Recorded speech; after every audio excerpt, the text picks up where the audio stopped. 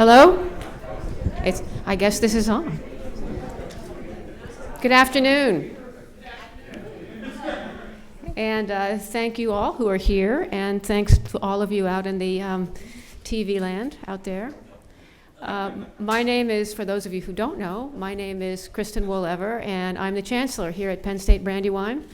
And we are honored to be hosting the second in the Strategic Planning Regional Fora today. A little plug for Brandywine. We are 1,500 students on average here, and we are among the most diverse of all the campuses. But amazingly, I'm now in my 4th year as Chancellor here. Isn't that amazing? It really is. And I'm still here. But also, one of the things that I like so much about Penn State Brandywine is that really the arts and humanities are living here. And although we have very strong STEM programs, all of our faculty, staff, and students really cross boundaries a lot. And that pleases me immensely. So when we talk about elevating the arts and humanities, which is of course the title of today's forum, I think we are doing that here, and we certainly need to do it more. But on behalf of all of us here at Penn State Brandywine, thank you for joining us, and we are honored to host today. And now I'd like to introduce Betty Harper.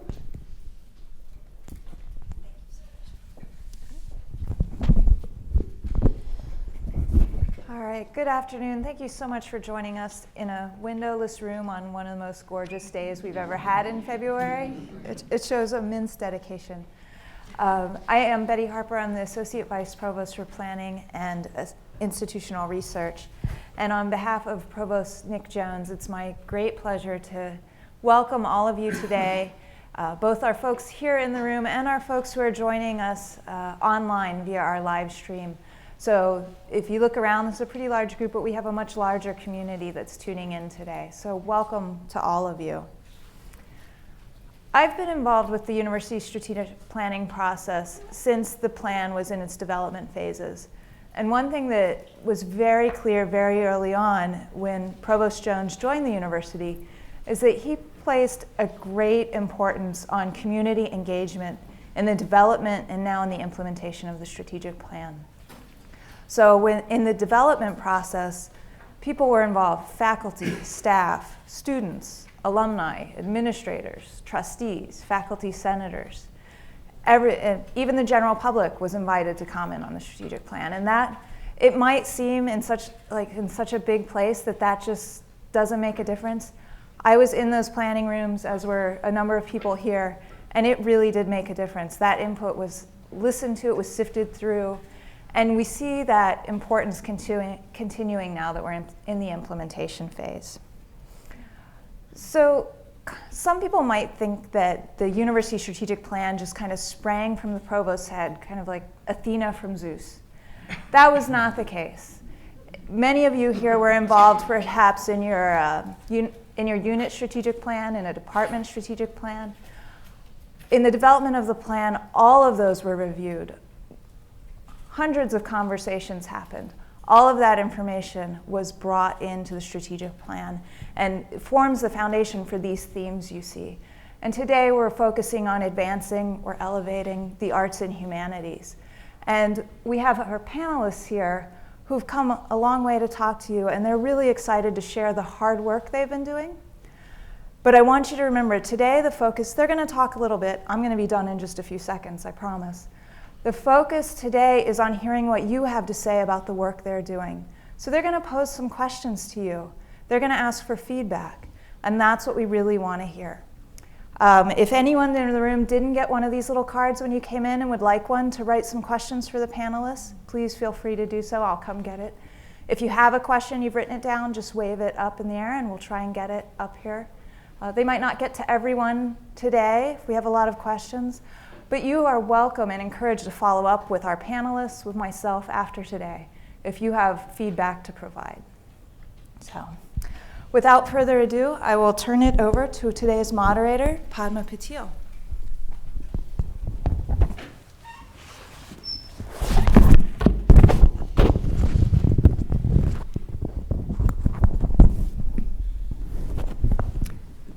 Good afternoon, everyone. I'm Padma Patil from the Office of Planning and Assessment at University Park, and I'd like to welcome you to the Advancing the Arts and Humanities Forum here at Penn State Brandywine.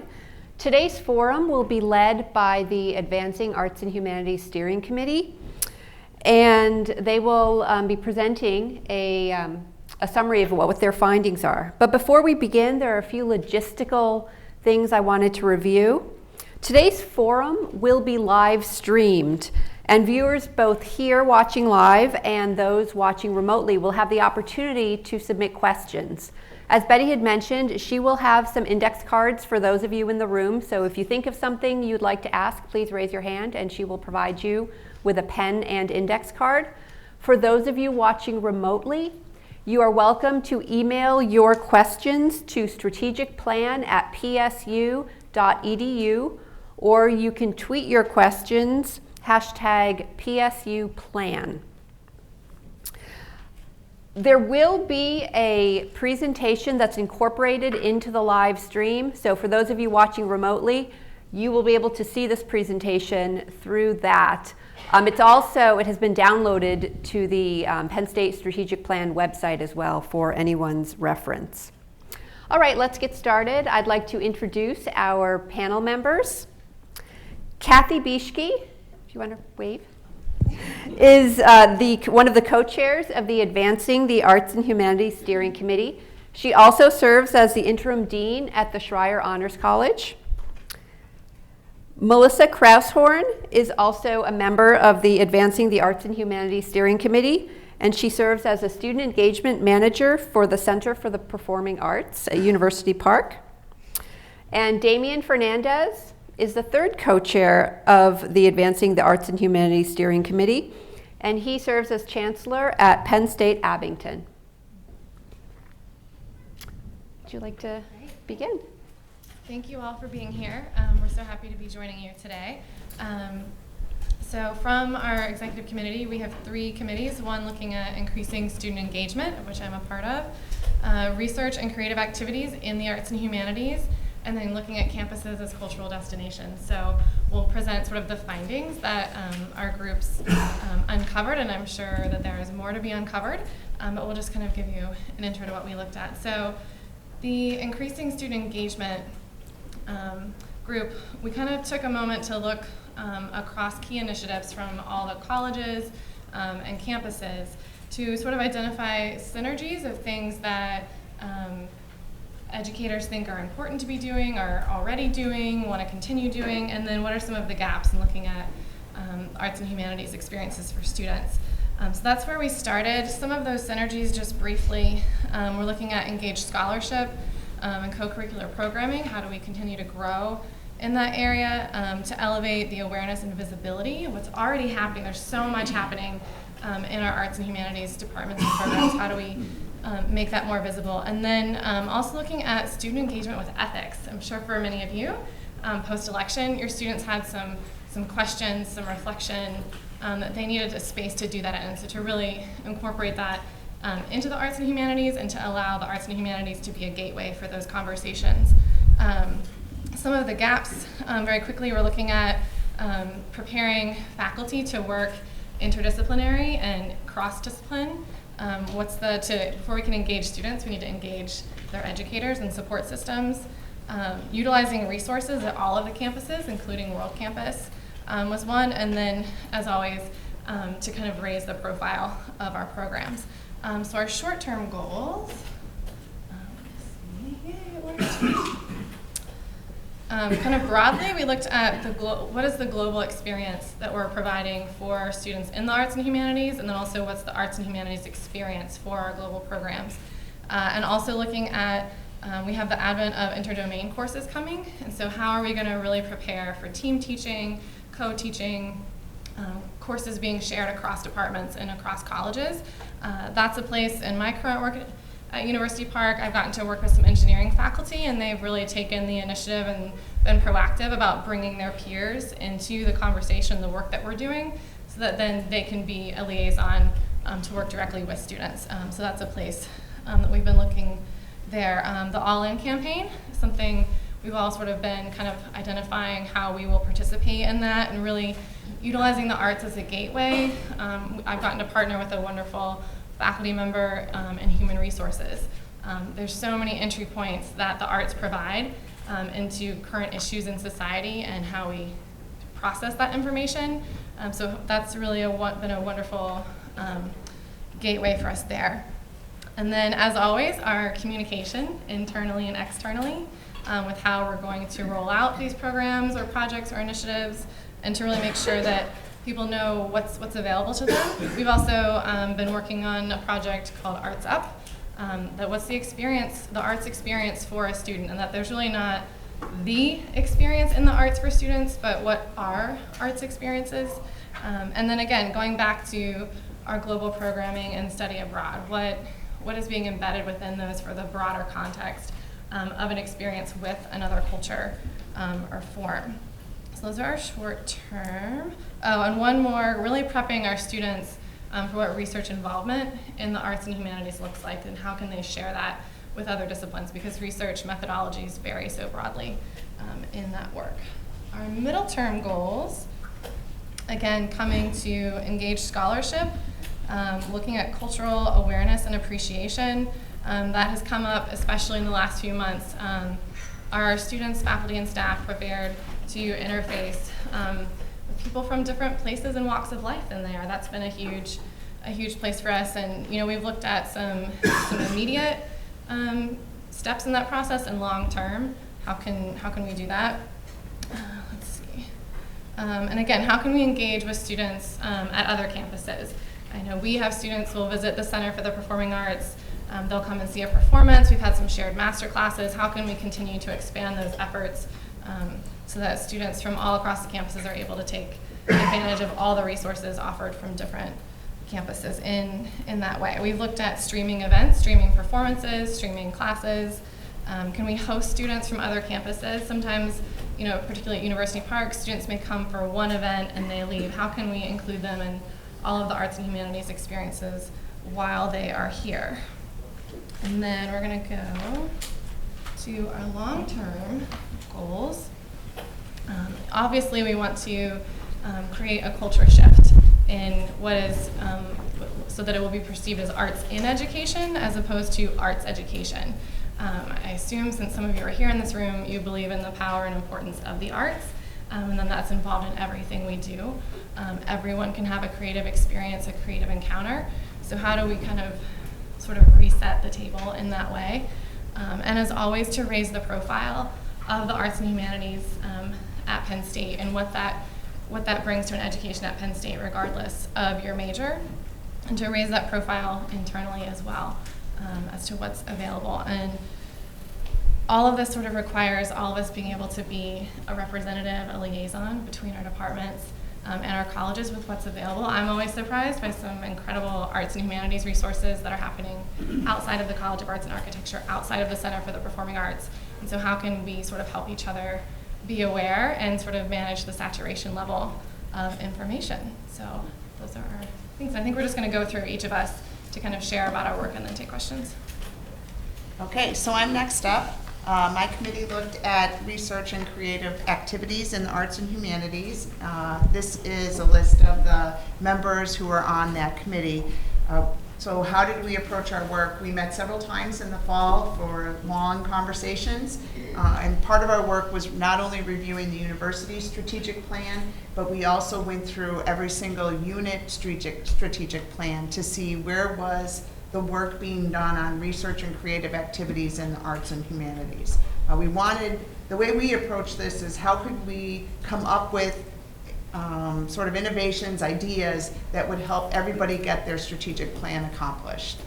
So we spent some time talking about and agreeing that one of our goals as a committee, consistent with the strategic plans we reviewed, was to make research in the arts and humanities a signature component of the research enterprise at Penn State.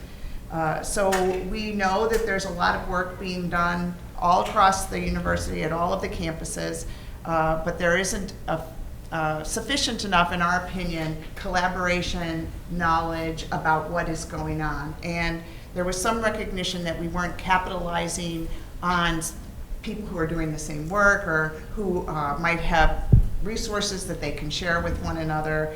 And so we decided that there needed to be some kind of an entity that would help with infrastructure, leadership, and collaboration across units, and that would allow the university to maximize the resources in this area. So one of our first short-term initiatives was to come up with a group, we're saying a council of associate deans for research that would be representative of the broader university, to start to begin a conversation about what was happening in this space, in the arts and humanities space across the university, and to begin to discuss some kind of infrastructure that would support the research enterprise in arts and humanities. We've done some thinking about what we think that should be. We want a smaller portion of that group to go on and think about creating a network. We called it a collaboratory, an Institute of Arts and Sciences, somewhat similar to what already exists, the Institute for Social Science Research, for example, but to have it be focused on the arts and humanities. We talked a lot about that this needed to be very broadly inclusive by discipline and location, that there would need to be resources if the decision was to move forward with something like this to capitalize on the work that's being done at University Park.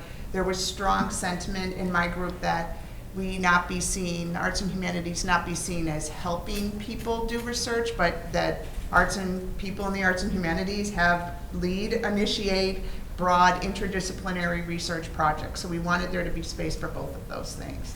And then, of course, our long-term goal is to make that all happen and put in place some kind of an institute for arts and sciences in the arts and humanities. So that was, we had one big idea in my group. Thank you. So I want to start by thanking our committee members. We had spirited and engaging conversations. The big takeaway for us is that there are impressive and wide-ranging, diverse cultural and humanities resources across the university. But we have not optimized those resources. So our goal was to think creatively, how do we leverage the assets that we have, and how do we maximize the potential to contribute to the cultural capital of our regions, becoming destinations for culture and humanities as hubs for our localities, as well as to contribute to the cultural economy of the areas that we serve. And we saw that this was aligned with the land grant mission of Penn State. So we decided to propose a series of short-term goals. The first one is, these are two overarching goals. One is to establish a coordinating role that would help define how we proceed through a shared vision of campuses as cultural destinations, but also would help facilitate collaboration across the different campuses and colleges. Medium term, we are proposing to create a shared calendar of activities, and also to work on leveraging and sharing the resources. Instead of duplicating, how do we use technology? How do we do a better job at sharing the cultural and the humanities programming that campuses engage in? And long term, we propose to identify the needs, the physical, financial, and human resources need, and the investments that those would require to reach the potential that the campuses have as cultural hubs. Thank you. Great. Well, we have some great questions coming in, so why don't we start with some of those? This is a more a broad question that might be a good place to start. Someone's asking, how can Penn State, given a lot of the discussion in recent years about the state of the arts and humanities in the United States, how can Penn State affect this national conversation about the relevance of the arts and humanities to undergraduate education?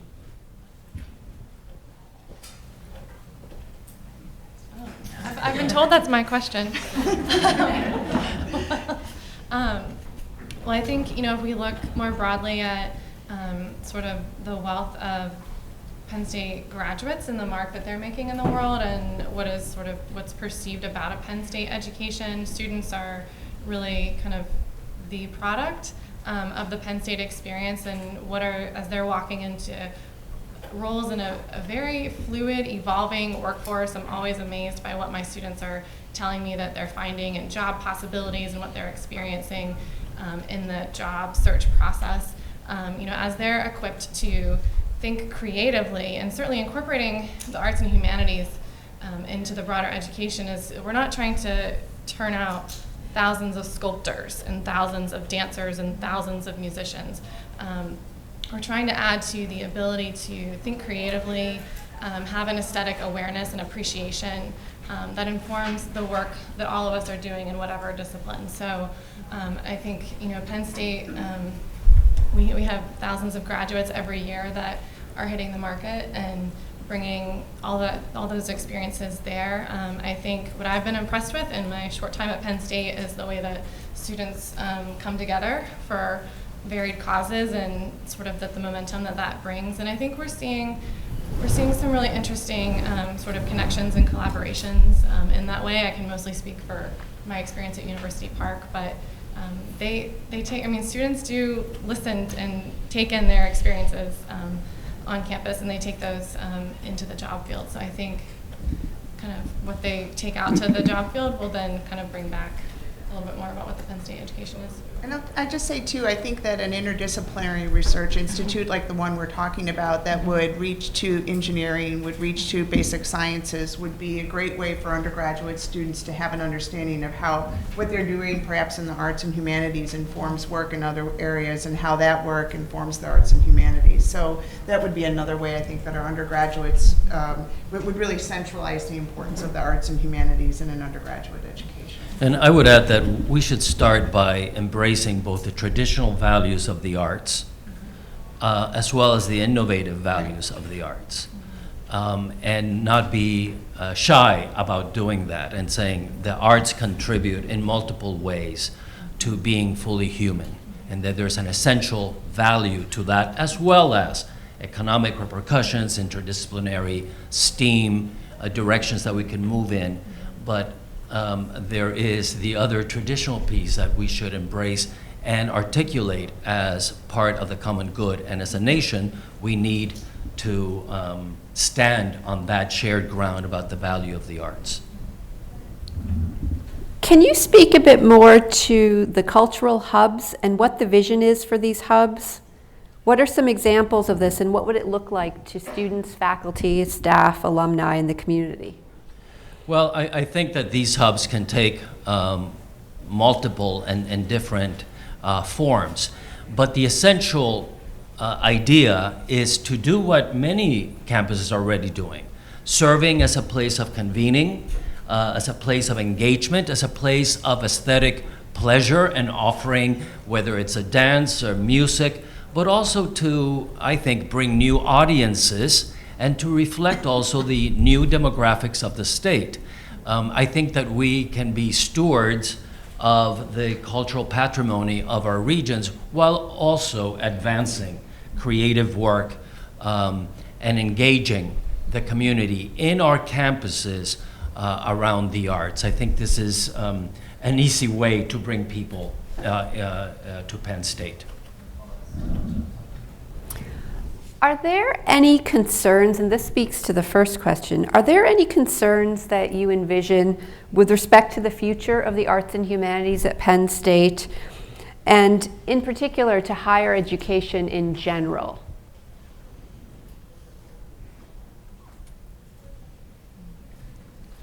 Well, I think that we all share some concerns about some trends in higher education that minimize the value of the arts.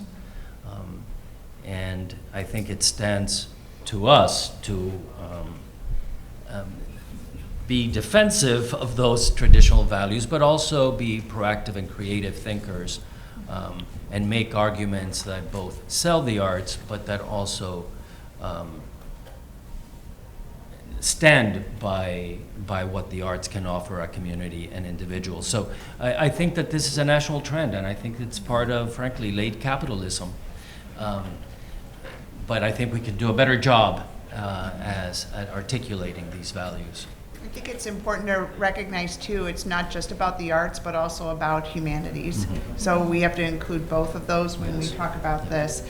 And you know, based on the conversations we had in our committee, it just really seemed like this was already, the centrality of some of the arts and humanities is already playing out in terms of collaborations with basic science or in engineering, and that what they do for one another will speak for itself, I think, and demonstrate its own value moving forward. That it seems short-sighted not to do this, that it would be important to be leaders in this area, not sort of hang back in case of if there's some way in which it's deprioritized. Right, so I think sometimes we divide these two cultures, science on the one hand, art and humanities on the other, and in fact, what we're seeing is greater hybridity and connections to the benefit of all. There's a cross-fertilization here, whether it's through digital humanities. I mean, I know at Abington we're thinking about a medical humanities degree, so there's great creativity by these connections.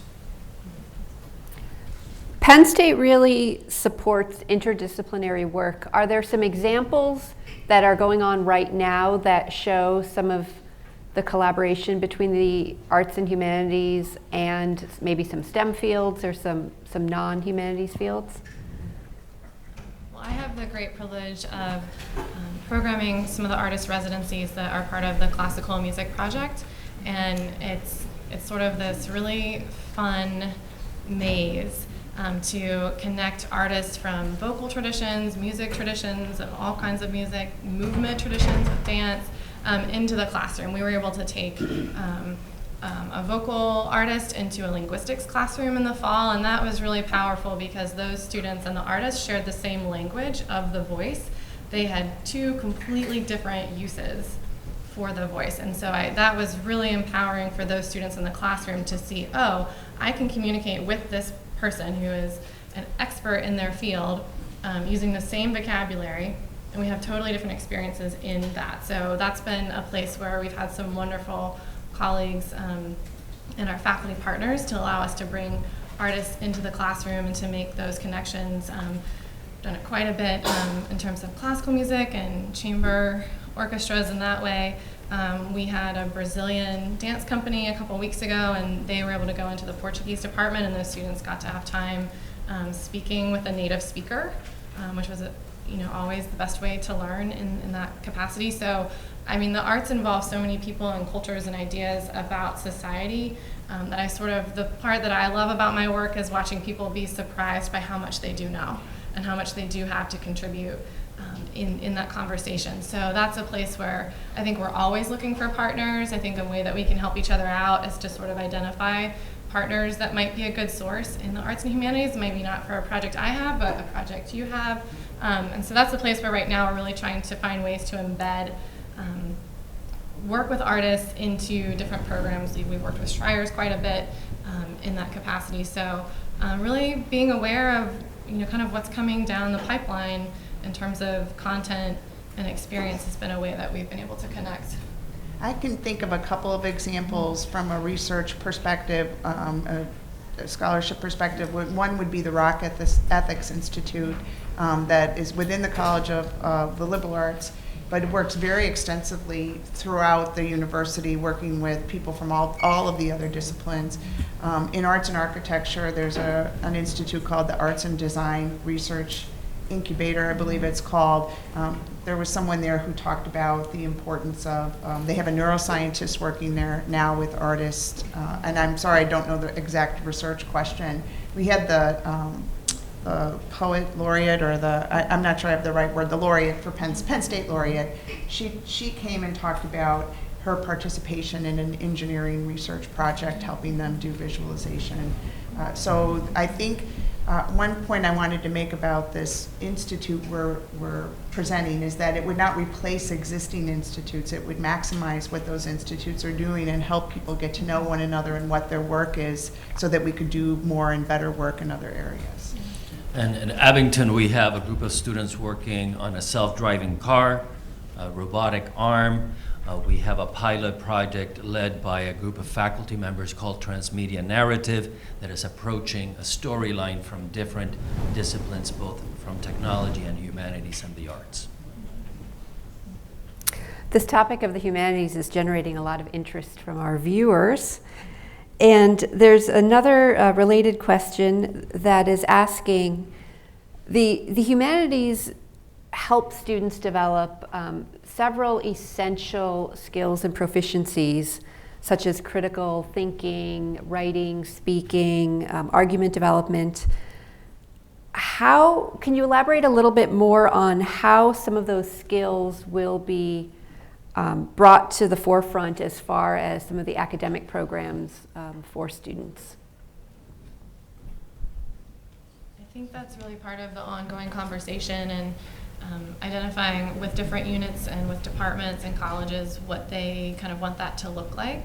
I think working in this way really requires honoring the individual, honoring sort of the time and the thrust of where we are, and what students are able to participate in a hands-on manner as part of their learning. I think that's a big piece with arts and humanities, is experiencing what we're learning and actively being a part of it. And this is really looking at, building who is the human being, learning all of this. So I think that's a place where we really need everyone to participate in the conversation with us, and to go back to your departments and say, what would this look like for us?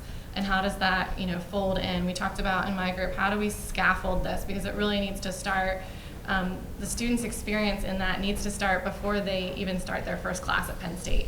They need to be encountering this in their application and their orientation process and their arrival process, kind of really the onboarding experience. So where does that kind of connecting to every level of contact that a student will have with faculty and staff in their experience. So it's a big conversation to continue. We have one viewer asking how, or suggesting that some of these ideas that you've presented would be a good fit with the Institute of Arts and Humanities. And this person is asking why, since this institute is being dismantled, why not build on something that already exists? We had representation from the Institute of Arts and Humanities on the research portion of the, this steering committee focused on research and creative activities. We were thinking these institutes that already exist, the ADRI, the Institute for Arts and Humanities, the ROC, that there are more than one. Those are not the only three. That they all have agendas and work that they're doing, and that we really wanted to take it another step further and beyond that. That those are important, they're doing important work, and so the idea we had was really to take it a step further, because the amount of collaboration, the kind of reaching out across many disciplines seems like we ought to capitalize on what we know exists already. So that was sort of how we had approached that in our committee. We all had something.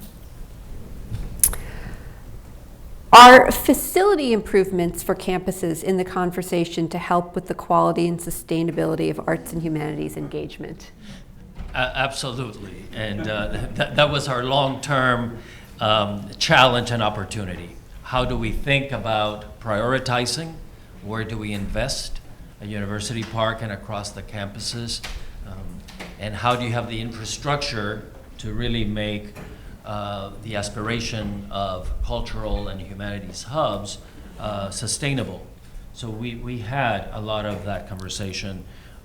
Clearly, that is also a long-term conversation that needs to happen. How do you select, how do you decide, and how do you optimize what you have in place? I just want to go back to my answer, I'm sorry. I was thinking, you know, I'm focusing on the creation of something, but really the first step is a conversation. And the idea of incorporating this into an existing institute might be the best way to accomplish the thrust of what we're doing. So I don't mean to dismiss an idea out of hand. I think that something we'll take a note on and bring to hopefully what will be a reality, which is a meeting of Associate Deans of Research to talk about how to move the essence of this idea forward. Somewhat related to the question of facilities, this is another suggestion. Have you considered a model that incorporates two-way technology so that students across various campuses can have access to performing arts across all the campuses? Yes, we surely have, and I think it's on one of the slides. We need to think creatively beyond just the space in a society that increasingly is less bound by spatial geographies. How do we do that? What kind of technology can connect our campuses to transmit the cultural programming that we are sponsoring? Are other campuses going to have the opportunity to host student performances among other performances so that they become a hub for some of these things, so they're not solely held at a handful of campuses? Some of that is ongoing. We have a partnership with Penn State Altoona, the Center for the Performing Arts. So this week, actually, we had a classical music trio that came to University Park. They also spent the afternoon and the evening at Altoona, and that's been a really great partnership. We've been continuing to sort of work out sort of the most efficient way and the most useful way for that to happen, but it's hugely educational for our artists that come to see kind of the reach and scope of Penn State education and where we go, and that they're able to sort of keep working and keep getting to know Penn State. So that's certainly a model that we'd like to continue sharing. We've also done that where we have brought some students from Penn State Altoona and invited students from other nearby campuses to come to a master class, and we have tailored those to a time that would work for students. Traditionally, our master classes will happen during the day, and obviously, if you're a full-time student at another campus, you can't just take the whole day off. But they'll be able to come in for the evening. We will try to connect that to a performance. That's a place where I'm particularly interested in, some of my colleagues, of how are we sort of setting up the infrastructure for students to host each other at various campuses. We do have that kind of going and figuring out how to keep expanding that. What is the role of the arts and humanities in defining digital literacies and developing these fluencies in our students? I think this kind of goes back to building creative thinkers and with the ability to conceptualize and actualize the resources that we need. I mean, that's something that our students are having to learn for themselves, of how they go on from their Penn State education, of being able to build the pieces of the life that they need and want. So I think that's a wonderful intersection for those of us in the arts and humanities to collaborate with our peers across fields, because obviously digital platforms are necessary and of use for educators in all realms. I was able to visit another institution a couple weeks ago as part of A2RU, which is the Arts Alliance for Research Universities, of which Penn State is a founding member. And that is a national organization that is letting us participate in the broader conversation about embedding arts and humanities experiences across education. So that was a really great sort of cross-cultural, cross-discipline experience. I actually took engineering students from University Park to the University of Florida, and they were paired up with dancers, theater artists, musicians, biologists to work on projects related to sustainability and water production. So that's a place where, as we kind of keep building those resources, I think Penn State has a great opportunity to be part of developing tools that we need but don't know what they look like just yet.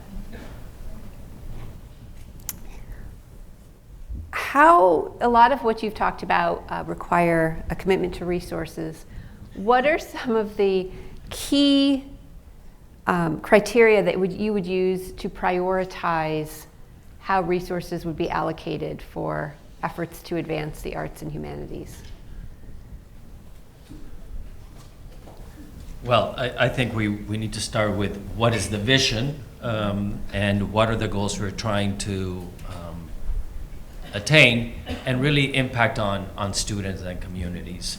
I think by looking at first, design backward, what is it you're want to attain, and then what will influence and what will create greatest synergy. I think it's important, in addition, besides just thinking about additive resources, how can we leverage what we have better? At least in our subcommittee, that was really the focus. How can we share the artists in residence? How can we share performances? How can we share humanities research through team building across the campuses? So we're thinking more, not only about more, but different. How do you articulate some of these resources to have greater impact across the university? And I think as each of you are aware of sort of the resources that your units need, we have to advocate that. Just like we encourage our students to call their senator, we need to call our supervisors and have them call their supervisors, say this is the vision that we're looking for and this is the resource that we envision needing and how we plan to use it. I think we need to sort of help define the way we receive those resources in terms of funding. It needs to be, on a multi-year plan. One, I'm sure as you all know, semesters go by very quickly, so 2 semesters or 1 year to develop a whole project and complete it, or an institute, is going to be short-sighted in terms of the research findings that we glean from that. So establishing some middle and long-term tracks within to work is really, really important. I think for me, I'm always willing to work with a partner, a new partner. If they approach me with a project that's 2 or 3 semesters long, I am much more apt to work in that realm than a 1 semester or half a semester project, because the idea is to build that relationship and build that network. So I think those are things that we need to advocate for, and to really think of ourselves as advocates within our own units. I think we think, oh, we all agree that the arts and humanities are important. We don't need to remind each other of that, but we do. I think that's a place to think about when you have the opportunity to kind of make aware what you are working towards and what we're working towards in the arts and humanities, to always do that. Just in terms of research, I would agree with Damien's point that much of what we are talking about is making sure people are aware of the resources that already exist. We had a wonderful committee member from representing the libraries and talking about some of the resources they had there, and even in the room, people were interested to learn about what already exists that we may not know, and that led us to feel like we really needed people to get together and make sure. It's a much more compelling argument for resources if you're attending to what already is happening and making sure people are aware of those. But I would argue that an important priority is impact. I would say that's true with education as well, and with all of these, that you want to invest in things that matter and that will make a difference, that will achieve the larger vision of the university. So hopefully that would be taken in consideration if each of us is lucky to get resources for what we want to do. What do you tell the folks at Penn State who work in disciplines or with disciplines that are facing declining enrollments, as some in the arts and humanities are at this time? What do you tell them as far as the support that the university will provide to reverse this trend and establish a stronger presence within the university? I would argue that from a research and creative activities perspective, focusing on interdisciplinary work and having a better understanding of what you might do with a degree in the arts and humanities besides what might be traditional careers, that what we're proposing, I think, would open doors, hopefully shift perspectives. One of our faculty, one of the members in our committee talked about the A2 RU and some of the work that they're doing and how the way we're approaching this is consistent with that sort of broadening of the arts and humanities so that people can see how you can use it in different areas. I think too, with the interdomain courses that are rolling out, I think that will give students the opportunity to not feel like they have to choose as much.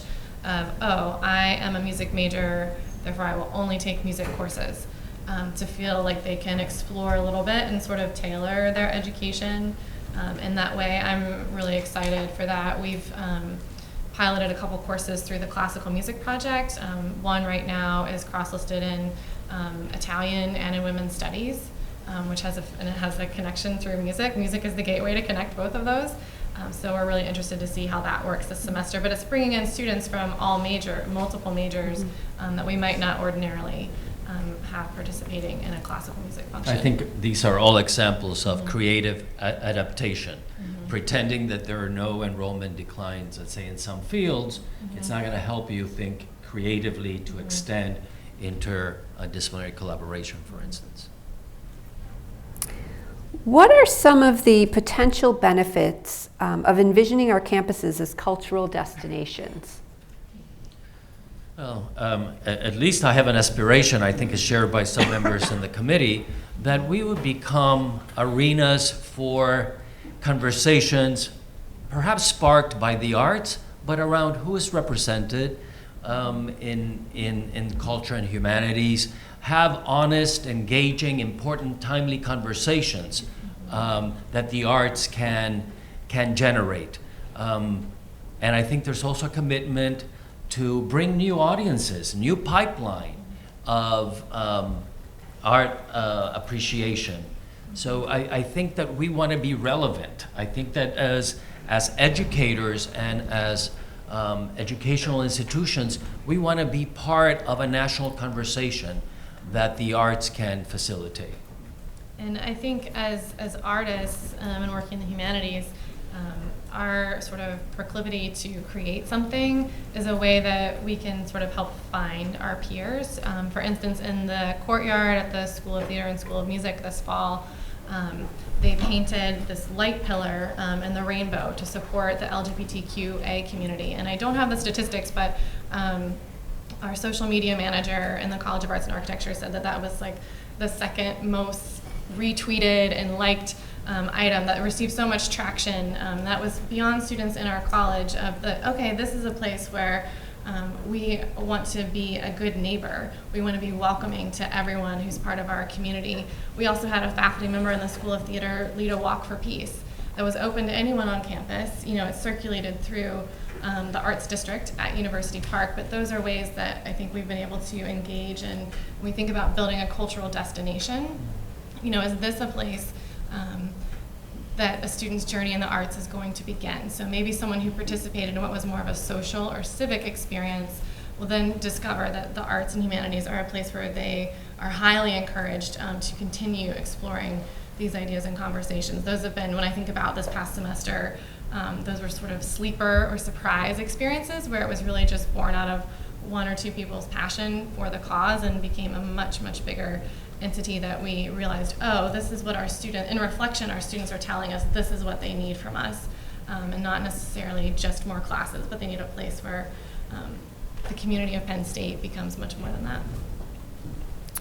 Research in the arts and humanities is often seen as, quote, lesser than other research ventures. How can we elevate the value perceived by others in the university so that arts and humanities inquiry is esteemed and valued? I think that's the intention of everything that we proposed within our subcommittee, was really, elevating the arts and humanities, making it a signature part of the research enterprise at Penn State, providing opportunities, more opportunities than exist already for collaboration and for solving problems that are both traditional but also non-traditional. My hope is that we would start a conversation that would lead to that as the result.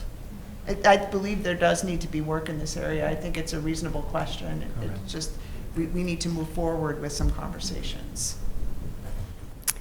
This next question is taking a different view of this issue. We seem to be advocating arts and humanities research value is primarily interdisciplinary. Isn't this devaluing rather than elevating the arts and humanities? I think that's a really great point, and I focused on collaboration and interdisciplinary work.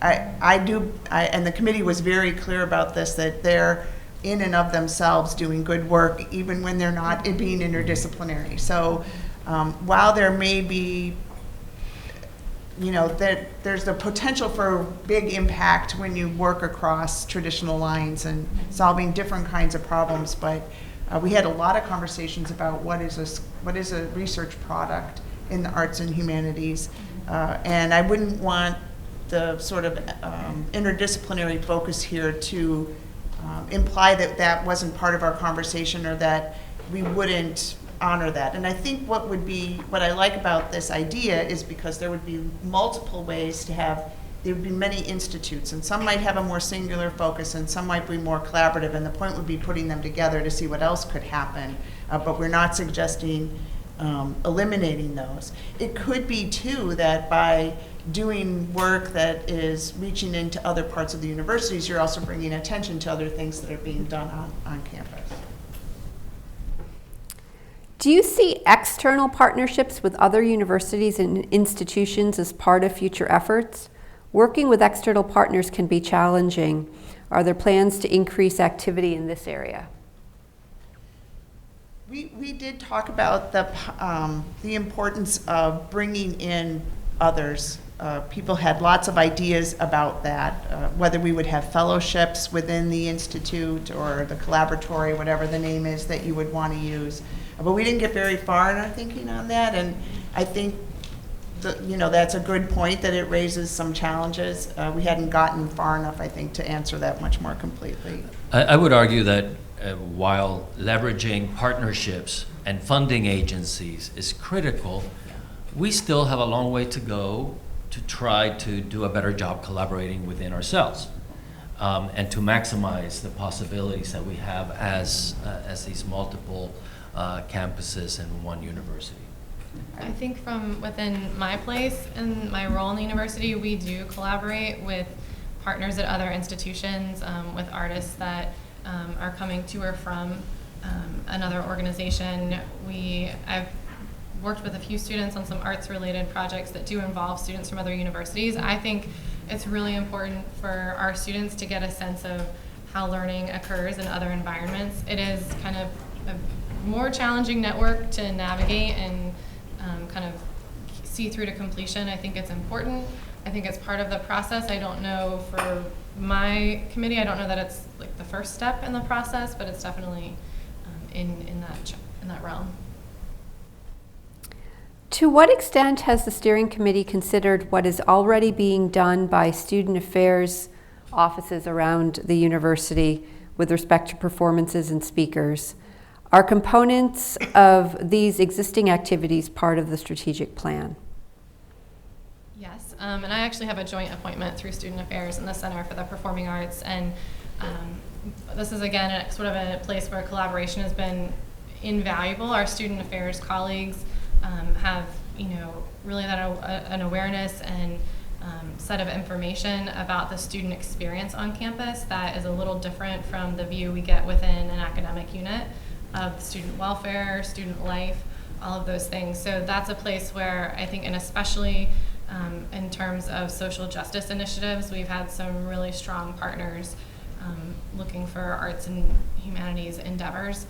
So I think from my experience at University Park, our colleagues and peers in student affairs are really looking ahead, and I think again this has been an example of being aware of what the person next to you is doing. There's been some great programming happening that kind of broadcasting through the channels that it was happening, it needs a little more pushing through to make it happen, but there are some really great, if we're talking about day one of your education at Penn State being the start of your journey in the arts, then we certainly need to utilize our student affairs resources to do that. What specific steps are being considered to support faculty and students in the event that the NEH and NEA are dismantled? I think we will have to put that on the list of topics for our Associate Deans of Research meeting. We met in the fall and didn't even entertain that possibility. But obviously we will have to take that into consideration moving forward. And I'm sure that's true for all of the work that we did that's being presented today was done in the fall when there was no mention of that. we're answering questions, but we're also gathering lots of information in case you didn't know that. We have other people in the room taking notes. So if we're not writing something down, it's not because someone isn't writing it down. It's because we're trusting they're writing it down. And that's a really great point. And I think for partners who maybe don't see that they're not reliant on direct funding from those sources, they need to be aware that their major partners may be utilizing funding from those sources. For one of the units I work with, we were looking at sort of the funding trail of our regional partners that we work with. They're the ones receiving the bulk of that funding, which is then allowing us to partner with them in instances. So I would encourage everyone to sort of follow that trail of funding. I think for us, because we are so heavily networked in that way, obviously we don't want to lose any funding, but we have quite a network of funding sources that we are always actively pursuing. In surveying the arts and humanities landscape at Penn State, where do you see the current strengths at this time that currently exist, and where would you see the greatest obstacles? I think the committee scanned all unit strategic plans, and I think the greatest strength is the breadth and multiplicity and the differentiated aspects of the arts and humanities across the institution.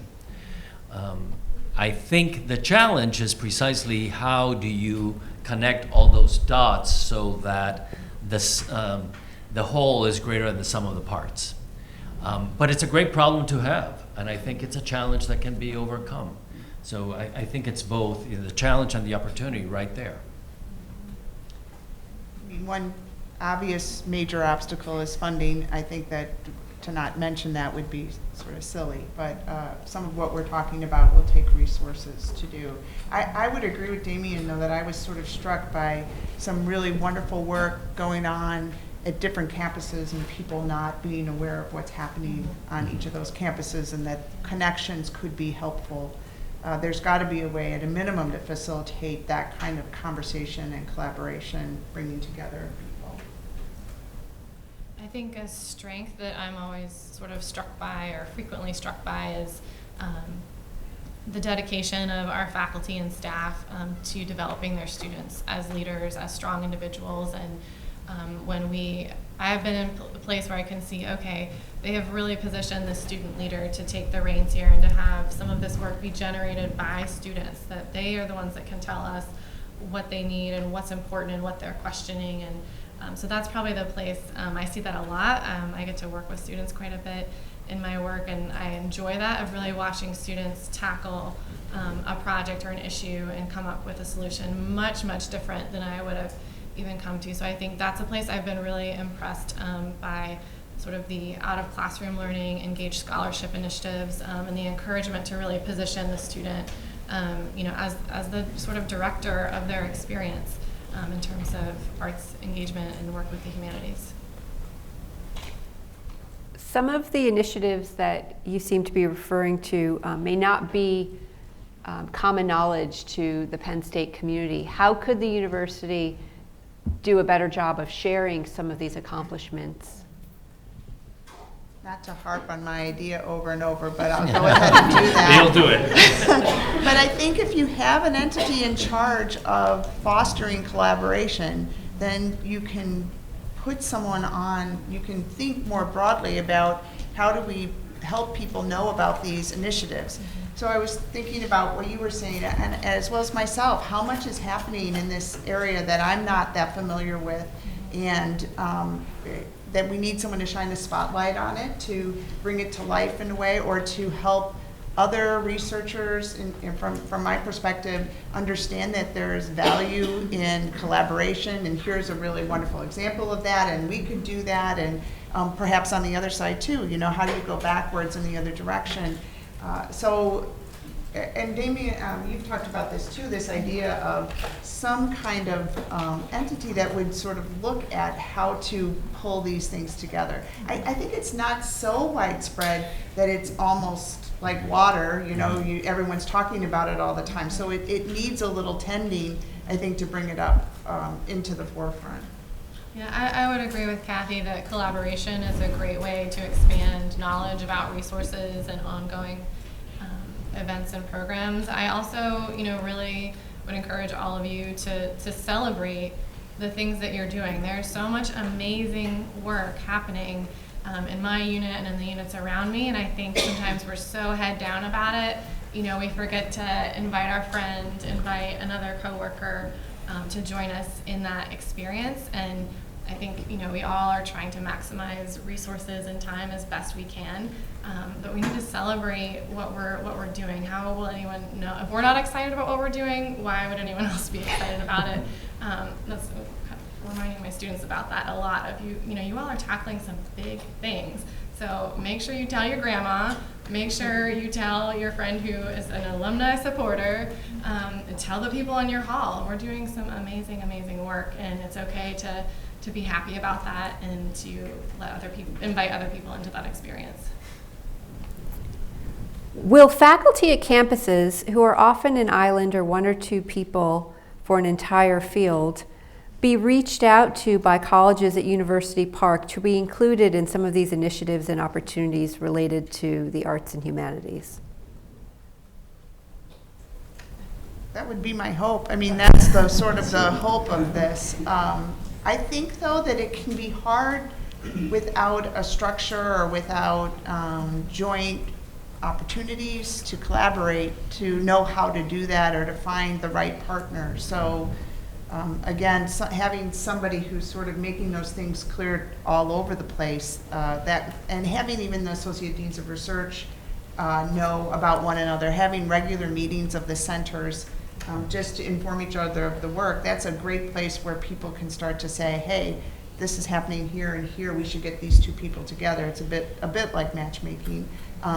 And so I think that by creating spaces where people can have these conversations, that's more likely, but it will also take maybe deliberate efforts to really foster that kind of collaboration.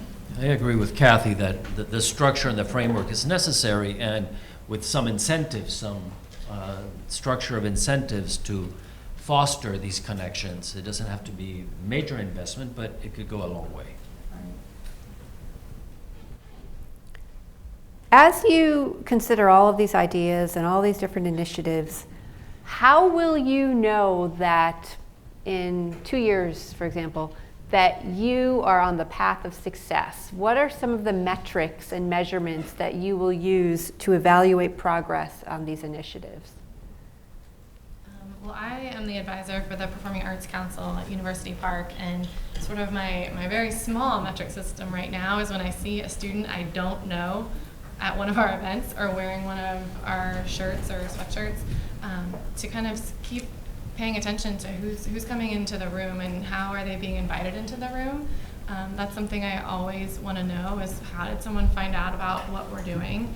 And that's how I know who my real partners are, that they are sending people to participate in these things. I think there's still quite a bit to consider about what we consider success to be. Again, going back to the interdomain courses, I think that will really make more clear some of the pathways within which we can operate, will be a much more sort of fluid system in that way. So I think that will kind of show us what sort of the organic partnerships could be that maybe we don't think are organic, but we'll find out in that process. So I think the partnerships that are established from the interdomain courses, I know that I am particularly interested in, and so are my colleagues at the Center for the Performing Arts. I think for us, measuring success wouldn't be too difficult. One is the number of community members attending events on campuses. Second is the number of collaborative ventures that we have across the university. And third, perhaps, is number of grants that we generate for collaboration. And fourth, perhaps, is just media notice, the attention that we generate based on these. If we think bigger, we can talk about economic impact for the region and how we measure that through a creative economy lens. And from a research perspective, again, I would probably task, since we're in the beginning stages of exploring that, There are other existing institutes. We could look at what their metrics are. We could have the group set metrics that are more specific to the arts and humanities and the interdisciplinary work that can occur. But obviously, if you are investing in seed grants, you're hoping that they'll result in other grants, and that would be an obvious sign of success. That doesn't mean we're successful, though, so it's got to be more than that. How do you measure impact of research? We could probably talk about that for a long time. What's the best way to measure impact of research? But I think that from within the disciplines they should come up with some metrics as part of this. If we want this to be an entity that has money invested in it, I think it's only fair to say, how do you know you've attained what you wanted to attain at the end of the day? But we might want to count how many collaborations were successfully started, how much cross-campus, cross-discipline. There's lots of ways, I think, to set these up to end up where we want to end up, and not just focus on how many grants were funded, for example. This is a more operational question. It relates to the interdomain courses. Does there need to be a home domain? Can the courses be shared between departments in an official capacity? I would talk to Maggie Slattery in the Division of Undergraduate Education, who's really working on the general education initiative, the new Gen Ed, and I think I would hesitate to answer that and be wrong. So she will have the answer, because that's what she does every day. She has seed grants out, though, now for developing just the kind of courses that Melissa's been talking about, and developing a process with the Senate and some examples, and so she's just a great resource.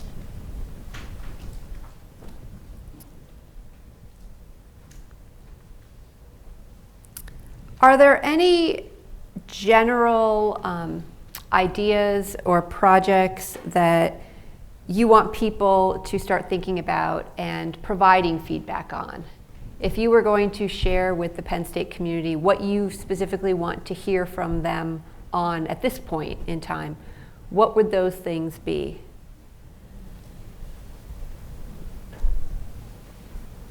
I think we're very interested in what the whole experience of an arts event or an arts encounter is, and where does that experience sort of begin and end for you. We consider an arts experience hopefully more than just buying a ticket to something and sitting in the chair for most of the time. What else is involved in that experience for you, and how else can we share in that, or what can you share with us about that? I think that's a place that we're very interested in, of what does this whole picture look like, because we see it from a very particular perspective, and we always want to broaden that perspective of what is the arts experience for you, what brought you here, because I think sometimes it's easy to assume someone's here because they really like musical theater. A lot of the time that's true, but a lot of the time it's not true.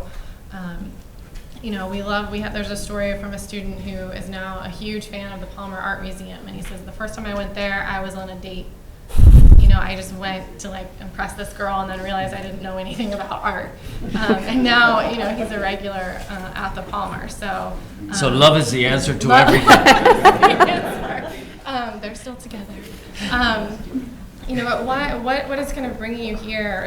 Art. There's so many ways to connect with a work of art, and it might not be about the direct content of the work of art. And so, what brings you out? Is it a time for catharsis? Is it a time to relax? Is it you just to try something new and different? Does that mean you want to keep being exposed to new and different things? I think that's a place for me I'm really interested of, why are you here? And what will kind of invite you to keep participating and growing with us in that experience?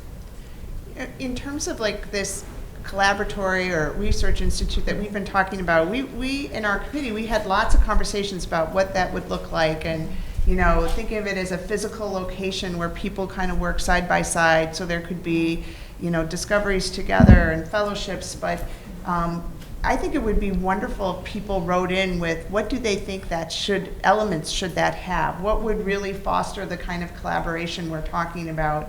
We had talked about fellowships. Maybe there should be a fellowship in one direction or the other, having people go to campuses and be with different people in different ways we talked about, we want to honor this idea that not all products have to be research funded and generate research on. How do we create something that also acknowledges the importance, doesn't take away from the importance of scholarship for the sake of scholarship, but also recognizes that funded research is useful and helps keep things going at some level. And I think it would be great to hear from lots of people about what they think this should be, or they should talk to their associate deans for research, because I'm really hoping we get them together to have this conversation. We have not decided what it looks like. We just think something should exist. What should it look like?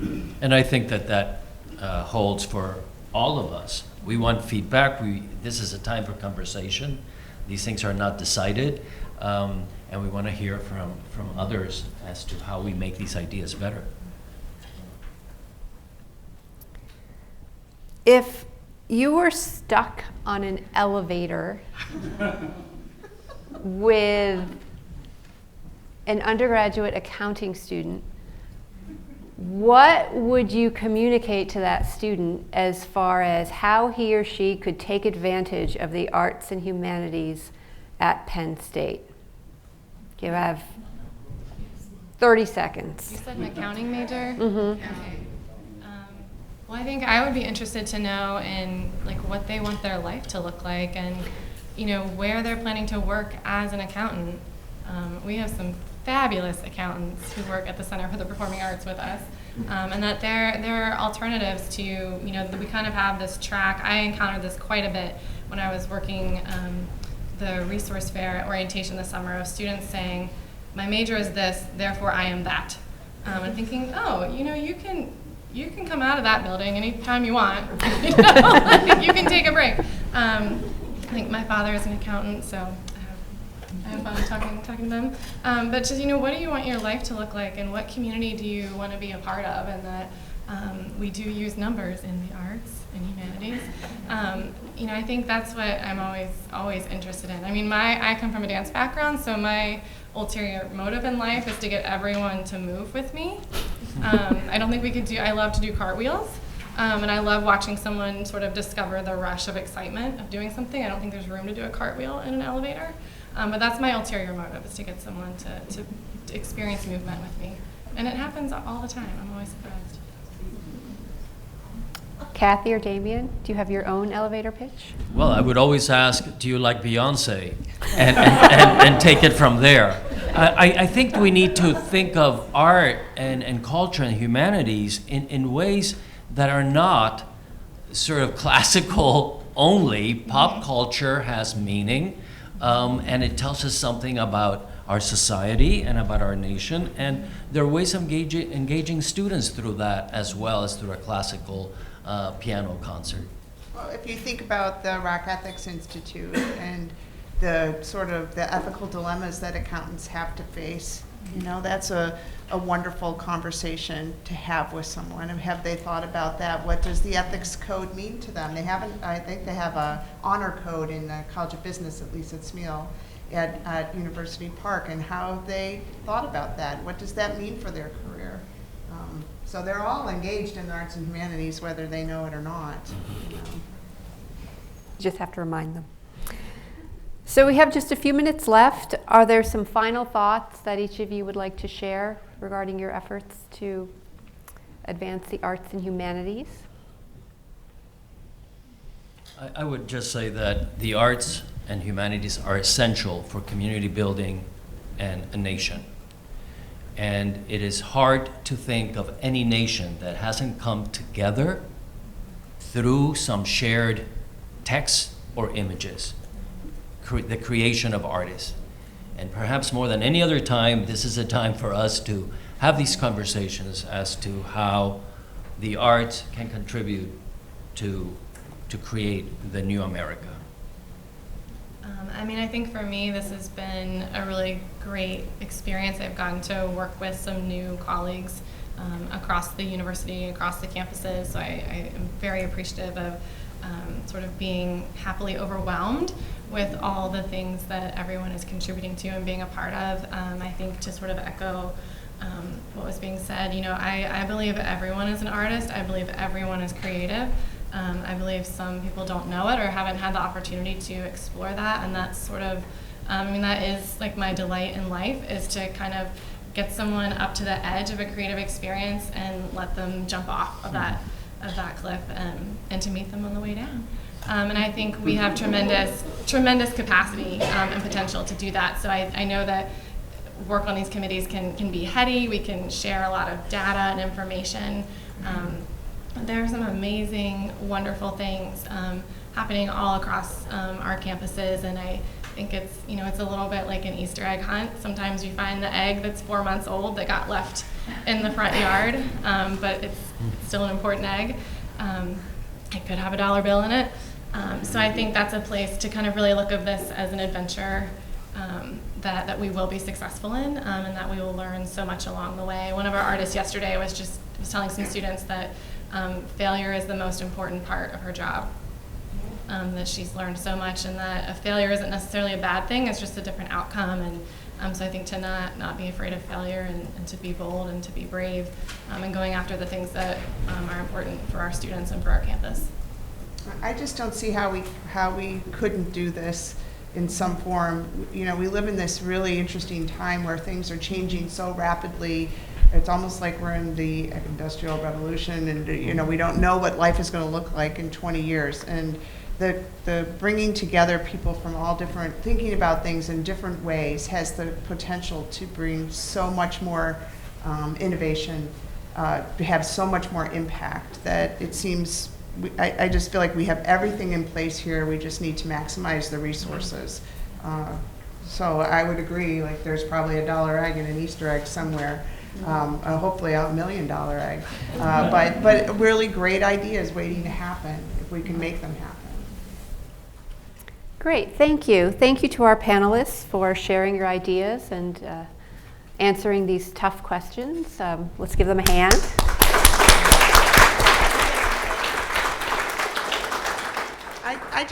You all had to hand in your questions on cards, which worked well, but I just want to thank you all so much for being here in person.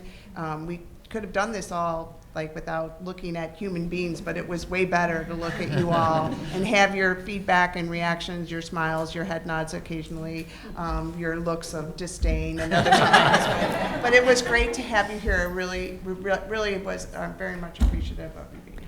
And if anyone either here in the room or watching remotely has any further questions or comments, feel free to send those to strategicplan, no space, at psu.edu, and we will direct your questions and comments to the appropriate person. So thank you everyone who is here in person and watching remotely. And please go to the website at psu.edu to check in for the dates for our next 3 forums. Thank you very much.